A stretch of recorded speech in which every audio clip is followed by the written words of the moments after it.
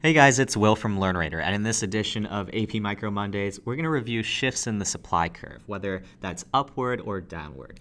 And so, like we did in the last video where we covered the shifts in the demand curve, let's first draw out the two scenarios. So here we have our standard axes of price and quantity. And what we want to envision is we just want to visualize changes in the supply curve. So let's say that this is your demand curve in both respective situations. And let's say that in the first one we're dealing with a rightward shift, whereas in the second one we're dealing with a leftward shift.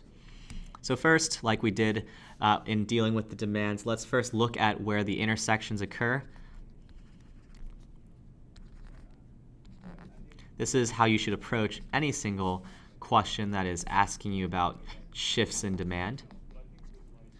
And then here what we can do is we can essentially trace this back and see that this is price 1, this is price 2, this is Q1, this is Q2, this is price 2, this is price 1, this is Q2, and then Q1. And so if we look at the overall movement here, we can draw in the direction of travel for both respective examples.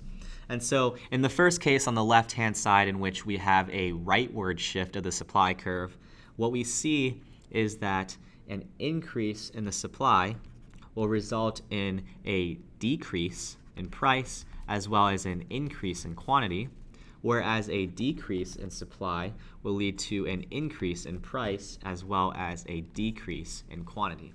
And this makes sense, right? Because let's first think about this first situation. If we as a producer are making more and more of a good, we're going to achieve some degree of economies of scale in which it gets cheaper to produce those goods. And therefore, we can lower the price to benefit consumers while producing a higher quantity of goods.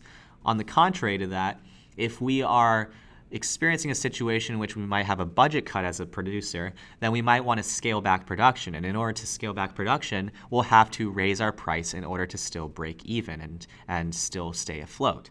And so that makes sense. So now let's think about the respective factors that are important to consider when dealing with shifts in the supply curve. Okay, so when thinking about the respective factors, we want to first think about the actual technology behind the production of the good. Technology or efficiencies, right? Because if, for example, we are highly efficient at producing this good, then we could potentially very easily produce the good, lower the prices, and increase the quantity. Or in other words, look at that first example on the left-hand side that we did, which was a rightward shift of the supply curve. On the other hand, if we are terribly inefficient at producing the good, then we may come across the other situation in which we actually have to reduce our production because we can't keep up with the overall processes. So that's just something to consider in terms of technology as well as efficiency. And another way to think about efficiency is in the case where a government were to intervene, they may provide some sort of tax or subsidy on the consumer or on the producer. And so therefore, if in the situation where there's a tax, we may come across a situation where our costs go up to produce the good, and therefore we have that leftward shift of the supply curve. On the contrary to that, though, we may have a situation in which the government provides a subsidy to produce, and therefore our price of production goes down, and so we have that original leftward situation in which the supply curve moves outwards to the right. And so that's one thing to consider. The second thing to consider are the actual costs of production.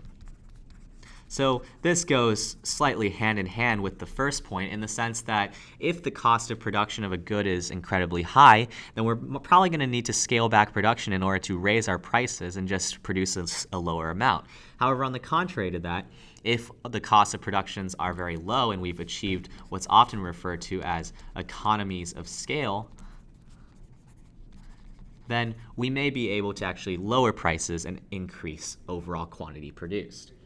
So then the next thing to think about would be the price expectations, right? The expectations in terms of pricing. So this is very similar to what we assessed in the factors that influence shifts in demand, in the sense that when we talked about demand, if we expected the price of a good to go up in the future, then the demand of the good would increase in the present. And so in this situation, it's very similar in the sense that if we expect the price of a good to increase in the future, then we may change the way that we supply things right now. For example, if I were a producer of socks that were colorful and patterned, and I expect that the demand for colorful patterned socks goes up in 2 months from now, then what I may do in the short term is I may limit the amount of supply that I provide so that I can actually increase production when the demand goes up and therefore make more money. And so these are things that producers may consider. And the last factor is the number of sellers. So similar to its counterpart in the shifts in demand, where number of buyers was important, in this case the number of sellers is important, right? Because if there is very little competition, then you may come across that right-hand side case in which the overall market supply is very low, the price is high, and the quantity supplied is very low because there's not a lot of competition. However, if you have a lot of sellers, then you may come across the case in which the price will go down, the quantity goes up, and the supply actually goes up as well. And so the way to think about this is many leads to lower prices, right, and a higher quantity, which is good for the consumer, whereas few leads to higher prices and lower quantities. Because in the case, for example, where there was only 1 or 2 firms, then we may come across the situation where we have a monopoly or an oligopoly. And so it's really important to consider these 4 factors when considering the respective shifts in supply, both leftward and rightward. In another video, we're going to review how these 2 changes in both supply and demand interact with one another. So check out that video to learn more.